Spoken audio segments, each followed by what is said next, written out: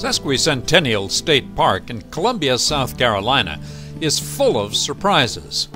We'll look at one of those surprises today. Next time you're at the park, be sure to stop for a close-up look at the park's old log cabin.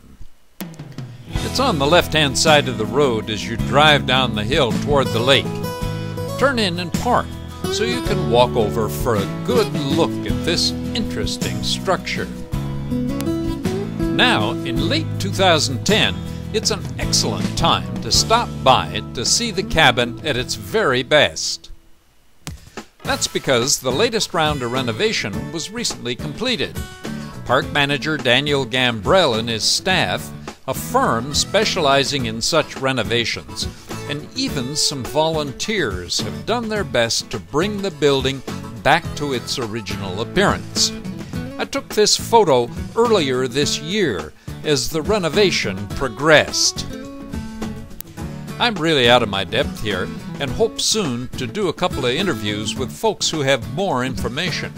But according to the nearby informational plaque, from which this and the next two photos were taken, this may well be the oldest standing structure in Richland County, from the mid-18th century.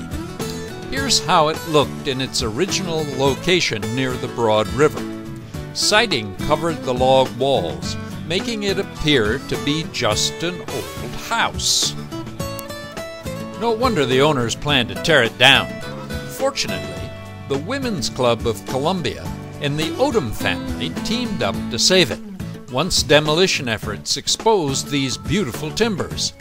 The house was disassembled piece by piece, everything labeled, and in 1961 reassembled on its present site at Sesqui, for us to see and enjoy.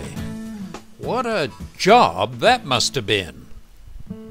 According to what I've been able to learn so far, major renovation and restoration was done during that move, employing, as you can see here, the same tools and building techniques used by the original builders. Of course, the most recent renovation followed the same discipline. I was able to watch them at it, at least for a while. Here on the sides of the cabin you can see the results of their efforts. Those aren't the marks of a huge saw in a lumber mill, that's for sure. And here's some more of the same. Now, the renovators have done such a good job that it's hard to tell just which logs are original and which ones are replacements. Note here the chinking material. Most of that must be new, since the original chinking materials tended to deteriorate the surrounding wood. Could it be permachink? I'll have to ask. Here's another view of the corner of the cabin, one that better shows how the logs have been notched and snugged into place. Now, this old party looks as if it must be one of the original 1750s logs, but who knows?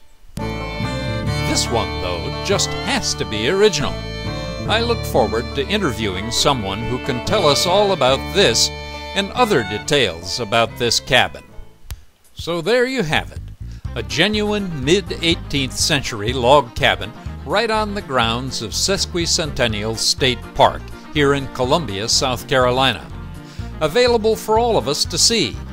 It's kept locked, of course, but I've heard rumors that it may be open some weekends for self-guided tours later on. Call the park office for details.